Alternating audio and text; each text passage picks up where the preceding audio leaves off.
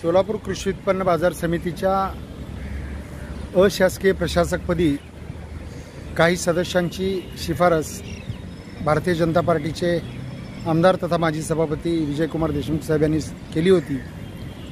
त्यानुसार पणन विभागातून पणन संचालकांमार्फत माननीय जिल्हा उपनिबंधक कार्यालयाकडे सदरचा प्रस्ताव चौकशीसाठी आला असता माननीय जिल्हा उपनिबंधक यांनी संबंधित AR अथवा कनिष्ठ अधिकाऱ्यांमार्फत त्याचा तपास करून अहवाल मिळवणं गरजेचं असताना जिल्हा उपनिबंधक सहकारी संस्था सोलापूर यांनी चुकीच्या पद्धतीनं मार्केट कमिटीच्या सचिवांमार्फत त्या संबंधीचा अहवाल मागवला।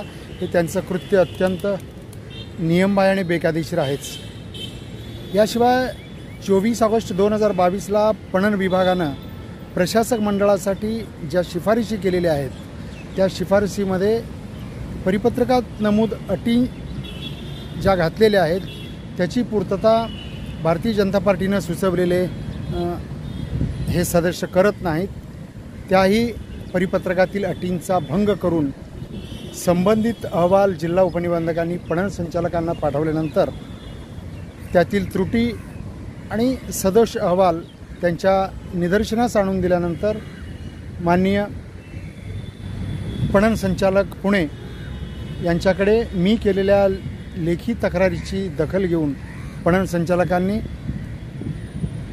तिन्ही सदस्यांचे प्रस्ताव फेर चौकशीसाठी सोलापूर DDRकडे पाठवण्यात आलेले आहेत। जिल्हा उपनिबंधकांनी सहाय्यक निबंधक सोलापूर यांच्यामार्फत चौकशी करून फेर अहवाल सादर करावा असे निर्देश या ठिकाणी दिलेले आहेत। त्यामुळं भाजपच्या नियुक्तीचा घोळ अद्याप प्रलंबितच आहे।